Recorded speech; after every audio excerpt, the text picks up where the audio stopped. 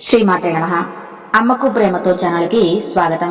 అందరికీ కూడా ఆ అమ్మవారి ఆశీస్సులు ఉండాలని మనస్ఫూర్తిగా తల్లిని వేడుకుంటూ, ఈరోజు సోమవారం, శివుడికి ఎంతో ఇష్టమైన రోజు.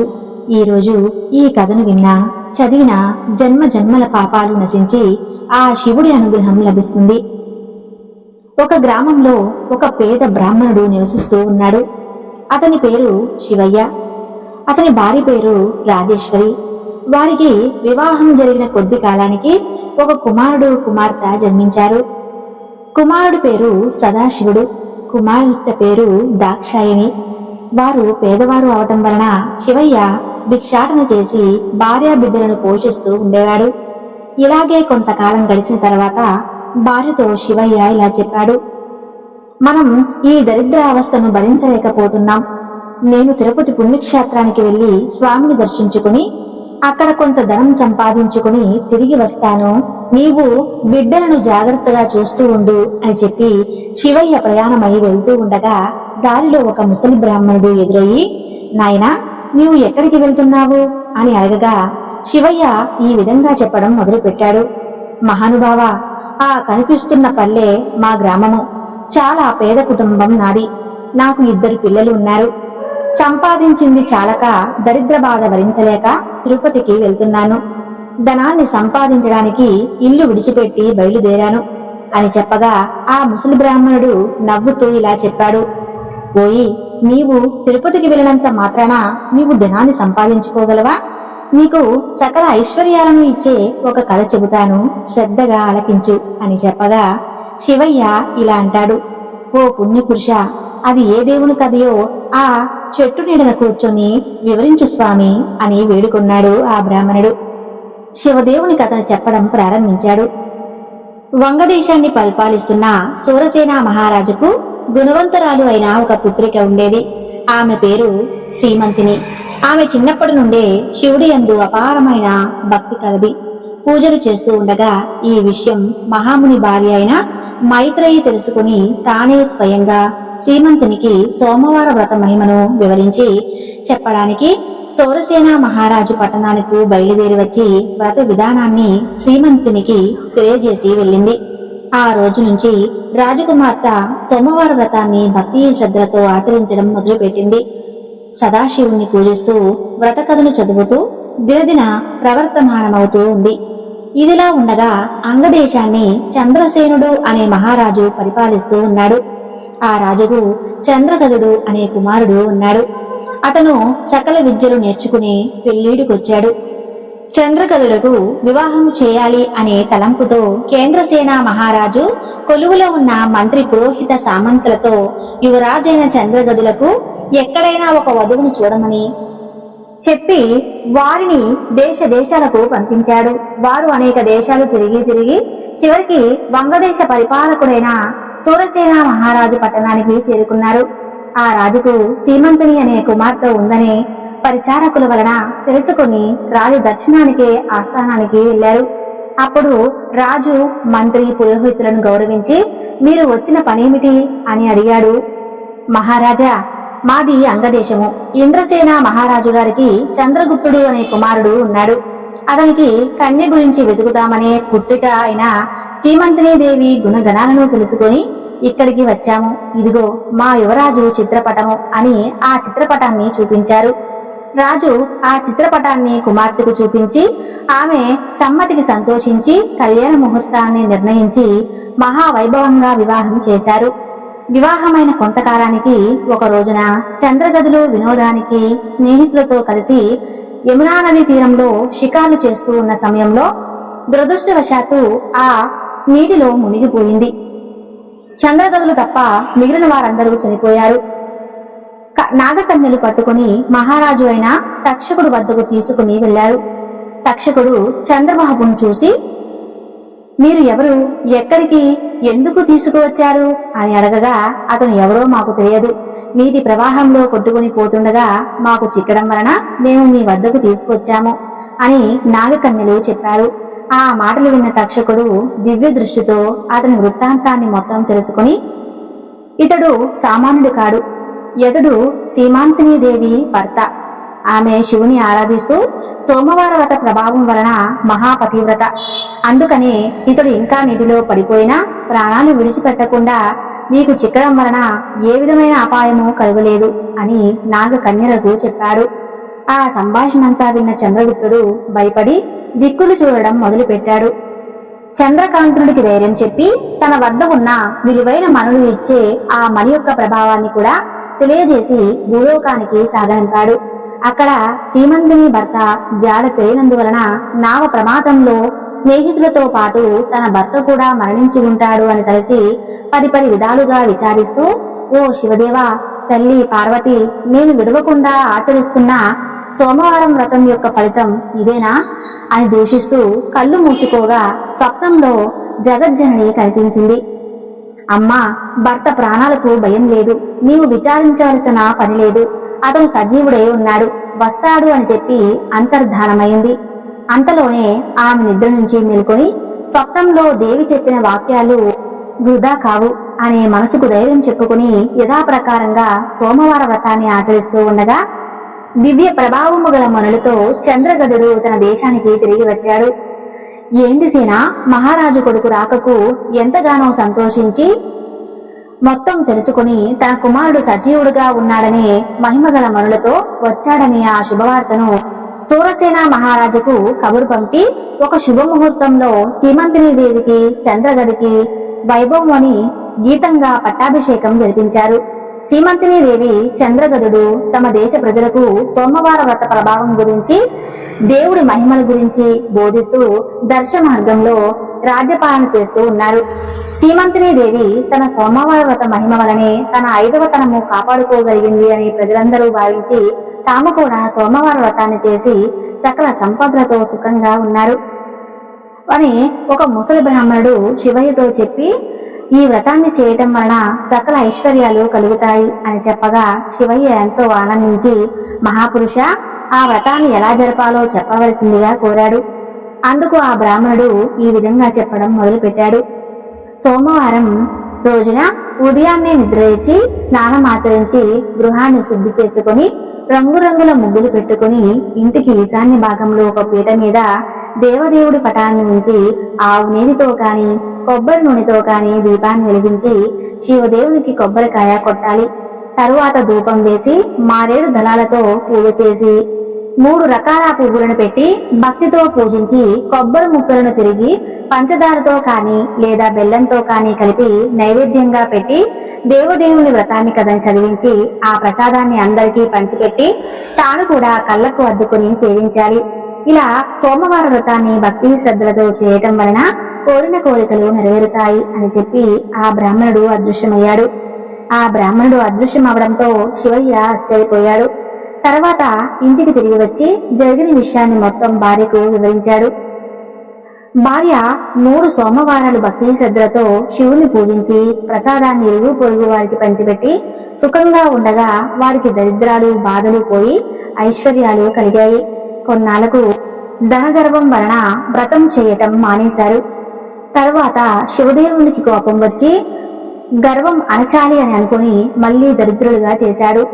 దరిద్ర దశలో ఉన్న శివయ్య మరలా యథాప్రకారంగా భిక్షాటనకు ఒక గ్రామానికి వెళ్లి యథాప్రకారం భిక్షాన్ని అడుగుతాడు. ఇవాళ మేము శివదేవుని సోమవార వ్రతం చేసుకుంటున్నాము, అందుకని ఇప్పుడు భిక్ష వేయడానికి లేదు అని అన్నారు. అప్పుడు అతనికి జరిగిన విషయం గుర్తొచ్చింది. అయ్యో, సోమవార వ్రతాన్ని చేయడమే మర్చిపోయాము, అందుకే మాకు ఈ గతి పట్టింది, మేము చాలా అపచారం చేశాము అని అనుకుంటూ ఇంటికి వెళ్లి ఈ సంగతి భార్యకు గుర్తు చేశాడు. ఆమె భర్త మాటలు లెక్క చేయకుండా మొండిగా మాట్లాడినది. శివయ్య గత్యంతరం లేక పిల్లలతో నదీ స్నానం చేసి వచ్చి సేవదేవుని పూజించి కథ చెప్పుకుంటూ ఉండగా భార్యను వినడానికి రమ్మని పిలిచి అడుగుతాడు. కథ కూడా వినను అని చెప్పగా ఆ మరుసటి రోజే ఆమె కళ్ళు కనిపించకుండా పోయాయి. భర్త అయిన శివయ్య, ఓసి పిచ్చిదాన, సేవదేవుని పూజ మానవు, కథ కూడా వినను అన్నావు, నేను పేదవాడిని అయ్యానో, నువ్వు అందురాలు అయ్యావు, కనుక చేసిన తప్పులు క్షమించమని లెంపలు వేసుకో అని గట్టిగా మందలించాడు. భార్య అలాగే చేసి స్నానమాడి సోమవార వ్రతాన్ని ఆచరించి ప్రసాదాన్ని కళ్ళకొద్దుకుని సేవించింది. వెంటనే కళ్ళు తిరిగి వచ్చాయి. మళ్ళీ ఐశ్వర్యం కూడా తిరిగి వచ్చింది. ఆ రోజు నుంచి ప్రతి సోమవారము ఆ దంపతులతో పాటే ఆ గ్రామస్తులు కూడా శివదేవుని మారేడు దళాలతో పూజిస్తూ సకల ఐశ్వర్యాలతో తులతూగుతూ ఉన్నారు. కాబట్టి ఈ సోమవార వ్రతమే శివదేవుని పూజ ఎవరు చేస్తారో వారు ఎంతో సర్వ సుఖాలు పొందుతారు, మోక్షాన్ని పొందుతారు. పూర్వం ఒక గ్రామంలో ఒక పేద బ్రాహ్మణ కుటుంబం నివసిస్తూ ఉండేది. భర్త పేరు సుందర రాజన్, భార్య పేరు శాంభవి. అదే ఊళ్ళో ఒక శివాలయంలో అర్చకత్వం చేసేవాడు. తక్కువగా వచ్చే జీతంతోనే జీవితాన్ని గడుపుతూ ఉండేవాడు. భార్యాభర్తలిద్దరూ దైవ భక్తులే. వారి ఇంట దైవం అరుణాచల శివుడు. వారికి వివాహం జరిగి 10 సంవత్సరాలు గడిచినా పిల్లలు కలగలేదు. సుందరరాజన్ సదా కొలిచే ఆ శివుడినే సంతానం ప్రసాదించమని అర్థించేవాడు. ఒక సంవత్సరం వారిద్దరూ అరుణాచలం వెళ్లి గిరిప్రదక్షిణ చేసి ఆ అరుణాచల శివుణ్ణి సంతానం కోసం ప్రార్థించారు. దర్శనం చేసుకుని బయటికి వస్తున్న వారికి ఆలయం దగ్గరలో ఒక వింత మనిషి కనిపించాడు. ఒంటి నిండా భస్మం రాసుకుని చేతిలో డమరుకం పట్టుకుని ఆకాశం వైపు చూస్తూ ఏవో సైగలు చేస్తున్నాడు ఆ భస్మాసురుడు. అతను చూస్తుంటే ఒక నుదుటిన లేచి పండు పండు అంటూ కొబ్బరికాయలు అమ్మే కొట్టు మీదకు దూకి అక్కడ ఉండే కొబ్బరికాయ నుండి ఒక కొబ్బరికాయ తీసుకుని వీళ్ళ దగ్గరకు వచ్చి ఆ కొబ్బరికాయనిచ్చి అక్కడి నుంచి వెళ్లిపోయాడు. ఊహించిన ఈ సంఘటనతో వాళ్ళు ఆ కొబ్బరికాయను అమ్మే కొట్టు యజమాని అక్కడ ఉండే జనం అందరూ కూడా ఆశ్చర్యపోయారు. వాళ్ళు ఈ దంపతులకు ఇలా చెప్పారు, ఆ భస్మధారుడు ఎవరితోనూ మాట్లాడడు, ఏమీ తినడు, అలాంటిదే మీకు కొబ్బరికాయ ఇచ్చాడంటే మీ కోరిక తీరుతుంది అని చెప్పాడు. అలా జరిగిన సంవత్సరం తర్వాత వారికి శివుడి అనుగ్రహంతో ఒక శిశువు జన్మించాడు. ఆ పిల్లవాడికి శివశర్మ అని నామకరణం చేశారు. శివశర్మకు 8వ ఏట ఉపనయనం చేసిన నెల రోజులకే సుందరరాజన్ కాలం చేశారు. పేదరికంలో జీవించే వారికి సుందరరాజన్ మాత్రమే ఆధారం. తండ్రి కాలం చేసిన తర్వాత శాంభవి వంట మనిషిగా ఒకరింట్లో చేరి కుటుంబాన్ని పోషించసాగింది. వంట మనిషిగా చేరిన సంవత్సరానికే ఆవిడికి ఊపిరితిత్తులు పాడయి ఆరోగ్యం క్షీణించసాగింది. శాంభవి శివశర్మకు తరచుగా, నువ్వు అరుణాచలేశ్వరుని ప్రసాదం, మనకు ఆయనే దిక్కు అని చెబుతూ ఉండేది. తరువాత కొద్ది రోజుల్లోనే శాంభవి కూడా కాలం చేసింది. శివశర్మకు నా అనే వారే లేక ఏమీ చేయలేని స్థితికి చేరుకున్నాడు. ఆ దిక్కుచోటని స్థితిలో శివశర్మకు నిద్రిస్తూ ఉండగా ఒక స్వప్నం వచ్చింది. ఆ స్వప్నంలో తాను ఒక ఆలయం ఎదురుగా నిలబడి ఉన్నాడు. ఆ ఆలయంలో నుండే ఒక వృద్ధుడు తన దగ్గరకు వచ్చి చేయి పట్టుకుని లోపలికి తీసుకుని వెళ్తున్నాడు. అదే ఒక శివాలయము. అప్పుడు శివుడికి అభిషేకం జరుగుతుంది. దర్శనం చేసుకుని ఒక పక్కగా కూర్చున్నాడు శివశర్మ. అక్కడ తనకు ఎంతో ప్రశాంతంగా అనిపించింది. ఆ వృద్ధుడు ప్రసాదం తెచ్చి శివశర్మకు తినిపించాడు. ఆ వృద్ధుడు చూపిన ఆ సాధారణ ఆప్యాయతను శివశర్మకు కళ్ళ వెంట నీరు ధారాపాతంగా కారుతుంది. అంతటితో శివశర్మకు మెలకు వచ్చింది. శివశర్మకు నిజంగానే కళ్ళు నీరు కారుతున్నట్లుగా అనిపించింది. అప్పుడే తన తల్లి చెప్పిన మాటలు గుర్తు చేసుకున్నాడు. ఇది నా తండ్రి అరుణాచలేశ్వరుడి పిలిపే అని గ్రహించి ఆ రాత్రిలోనే ఇల్లు విడిచి అరుణాచలానికి బయలుదేరాడు. చుట్టూ చీకటి, మరణ భయం భయంగానే అరుణాచల శివ అరుణాచల శివ అని అనుకుంటూ ప్రయాణాన్ని మొదలుపెట్టాడు. అప్పట్లో ఎడ్ల బండ్లు, జట్కా బళ్ళలోనే దూర ప్రాంతాలకు ప్రయాణం చేసేవారు. తన దగ్గర డబ్బు లేదు కనుక వాటిలో ప్రయాణించడం అసాధ్యమని భావించి ఆ చీకట్లో నడవడం ప్రారంభించాడు. అతను ఊరు చివరికి చేరేసరికి 2 వ్యక్తులు తనని అడ్డగించి తన దగ్గర ఏదైనా ఉందేమో సొమ్ము అని వెతక చూశారు. తన దగ్గర డబ్బు లేదు కానీ చెవులకు బంగారు పోగులు ఉన్నాయి. ఉపనయనప్పుడు తనకు చెవులు కుట్టి పోగులు వేశారు. అవి దొంగలు తన చోళా నుండి లాక్కున్నారు. 2 చెవులు తెగి రక్తం కారుతుంది. శివశర్మ బాధతో అరవగానే వాళ్ళు భయపడి పారిపోయారు. అప్పుడే ఒక లాంతరు కట్టిన జట్కా బండి వచ్చి ఆగింది. అందులో నుంచి ఒక వ్యక్తి దిగి శివశర్మను జరిగిన విషయాన్ని అడిగి తెలుసుకుని తన దగ్గర ఉన్న డబ్బాల నుంచి ఒక తెల్లని పొడిని తీసి 2 చెవులకు పెట్టి, మేము కూడా అరుణాచలం వెళ్తున్నాము, మాతో పాటు రా అని అంటూ జట్కాలో కూర్చోబెట్టుకుని తినడానికి కొన్ని తినుబండారాలు ఇచ్చారు. అవి తినగానే శివశర్మకు నిద్ర పట్టేసింది. మెలకువ వచ్చి కళ్ళు తెరిచి చూడగానే తను ఒక ఆలయం అరుగు మీద పడుకున్నాడు. రాత్రి జరిగినది మొత్తం లేలగా గుర్తొస్తుంది. చెవులు 2 తాకి చూశాడు. పోగులు లేవు, నొప్పి లేదు. చేతి వేలకు మెత్తటి పొడి ఏదో అనుకున్నట్లుగా అనిపించింది. అది చూడగానే మంచి పరిమళంతో కూడిన విభూది. తనకేమీ అర్థం కాని స్థితిలో ఉండగా ఆ ఆలయంలో నుండి ఒక వృద్ధుడు బయటకు వచ్చాడు. తను అచ్చం కలలో కనిపించిన వ్యక్తిలాగే ఉన్నాడు. ఆశ్చర్యంతో శివశర్మకు నోట మాట రాలేదు. ఆ వృద్ధుడు శివశర్మ చేయి పట్టుకుని ఆలయంలోనికి తీసుకుని వెళ్తున్నాడు. అది శివాలయమే. అందులో నమక చమకలతో రుద్రాభిషేకం జరుగుతుంది. అది చూస్తూ ఒక పక్కగా కూర్చున్నాడు శివశర్మ. అంతలో ఆ వృద్ధుడు తన దగ్గరకు వచ్చి ప్రసాదం నోటిలో పెట్టాడు. మళ్ళీ శివశర్మకు ఆనందంతో కళ్ళ నుంచి నీరు కారింది. ఆ వృద్ధుడు శివశర్మ కళ్ళ నీళ్లు తుడిచి, అంతా ఆ అరుణాచల ఆదేశమే ప్రకారమే జరుగుతుంది. ఆయన రక్షణలో నీవు సంతోషంగా ఉండవచ్చు అని చెప్పి చేతిలో ఒక చీటీ పెట్టి వెళ్లిపోయాడు. అంతవరకు మౌనంగానే జరుగుతుంది. మొత్తం గమనిస్తున్న శివశర్మకు అది అరుణాచలమని అర్థమైంది. మొదటిసారిగా అరుణాచల శివుణ్ణి దర్శించి ఉన్నాడు. అతనికి చాలా ఆనందం కలిగింది. కానీ ఆ వృద్ధుడు ఎవరు, తన చేతిలో ఆ చీటీ ఏమిటి అని అనుకున్నాడు. ఒకసారి చుట్టూ చూశాడు. కొందరు భక్తులు స్వామి వారి దర్శనం చేసుకుని ఆలయానికి ప్రదక్షిణలు చేస్తున్నారు. మరికొందరు కూర్చునే ప్రసాదం స్వీకరిస్తున్నారు. కొందరు అప్పుడే ఆలయానికి వస్తున్నారు. మరికొందరు వెళ్తున్నారు. ఏం చేయాలో పాలుపోని స్థితిలో ఉన్నాడు శివశర్మ. తన చేతిలోని చీటిని తీసి చూశాడు. నిరంతరం గిరి ప్రదక్షిణ చేస్తూనే ఉండు అని ఉత్తరంలో రాసింది. ఆలయం మొత్తం ఒక్కసారిగా చూసి బయటకు వచ్చి నిలబడ్డాడు. ఆలయం బయట ఉండే ఒక పూల వ్యాపారి దగ్గరికి వెళ్లి గిరి ప్రదక్షిణ ఎలా చేయాలి అని అడిగాడు. అదిగో అక్కడ కొందరు అరుణాచల అరుణాచల అనే పాడుతున్నారే, వాళ్ళు గిరి ప్రదక్షిణ మొదలు పెడుతున్నారు అన్నాడు. శివశర్మ బలోపేతంగా వెళ్లి గిరి ప్రదక్షిణ చేయటం మొదలు పెట్టాడు. పూర్తి ప్రదక్షిణ అయిన తర్వాత మళ్లీ ఆలయం దగ్గరకు వచ్చేసరికి మిట్ట మధ్యాహ్నం అయ్యింది. ఇంతలో ఆలయం మూసేశారు. అందరూ అక్కడి నుండి వెళ్లిపోయారు. శివశర్మకు బాగా ఆకలిగా నీరసంగా ఉంది. ఆలయం మరువు దగ్గరకు వచ్చి కూర్చుని ఉన్నాడు. ఆ పూల వ్యాపారి, బాబు నువ్వు ఒక్కడివే వచ్చావా? నేను ఏ ఊరు నుంచి, నీ తల్లిదండ్రులు ఎవరు అని ప్రశ్నించాడు. జరిగిన విషయం మొత్తం శివశర్మ వివరించి చెప్పాడు. ఆ పూల వ్యాపారి జారిపడి తన దగ్గర ఉండమని చెప్పి, తాను చెప్పినట్లు చేస్తే డబ్బులు కూడా ఇస్తాను అని చెప్పి అన్నాడు. పనితో పాటే ఆ వృద్ధుడు ఆదేశించినట్లుగా ప్రతిరోజు గిరి ప్రదక్షిణ కూడా చేయవచ్చు అని అనుకున్నాడు. నిజానికి అది చాలా కష్టమైన పని. కాళ్ళకు చెప్పులు లేకుండా ప్రతిరోజు సుమారుగా 14 కిలోమీటర్ల దూరం ఎండలో నడవడం సాధ్యమేనా? శివశర్మకు మొదటి రోజే కాళ్ళు వాచి పాదాలకు బొబ్బలొచ్చాయి. అయినా ఈ పని చెయ్యాలి అని అనుకున్నాడు. తనకు వచ్చిన ఆయన కూడా అరుణాచలునికి సమర్పించాలి అని నిర్ణయించుకున్నాడు. 2 రోజులకు శివశర్మ కాలు బాగా వాచిపోయి పాదం మొత్తం రక్తపు ముద్దలయ్యింది. 2వ రోజు రాత్రి శివశర్మ కాలు నొప్పికి పాద రక్తస్రావానికి ఏడుస్తూ రేపటి నుండి ఎలా పూలమ్మను, ప్రదక్షిణ ఎలా చేయను అని అనుకుంటూ పడుకున్నాడు. తనకు కలలో ఒక మాతృమూర్తి కనిపించి పాదాలకు ఏదో లేపనం రాసి కాళ్ళను నిమిరి వెళ్లిపోయింది. మరుసటి రోజు ఉదయమే నిద్ర లేచి చూసేసరికి కాళ్ళ నొప్పులు తగ్గి పాదాలు మృదువుగా అయ్యాయి.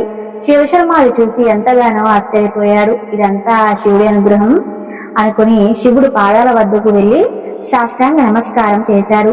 ఆ రోజు నుంచి తాను ప్రదక్షిణ చేసిన కాళ్ళ నొప్పులు కానీ పాదాల పగులు కానీ లేవు. ఆ పూల వ్యాపారి కూడా అది గమనించాడు. శివశర్మకు దైవానుగ్రహం అమితంగా ఉంది అని అతనికి అర్థమైంది. శివ వ్యాపార నిమిత్తం ఆ పూల వ్యాపారి ఏనాడు ఇబ్బంది పెట్టలేదు. పూలు అమ్మిన తర్వాత శివశర్మకు జీవితం పట్ల వైరాగ్యం కలిగింది. అప్పటి నుంచి పూలు అమ్మడం మానేసి ఎక్కువసేపు ధ్యానంలో ఉండిపోయేవాడు.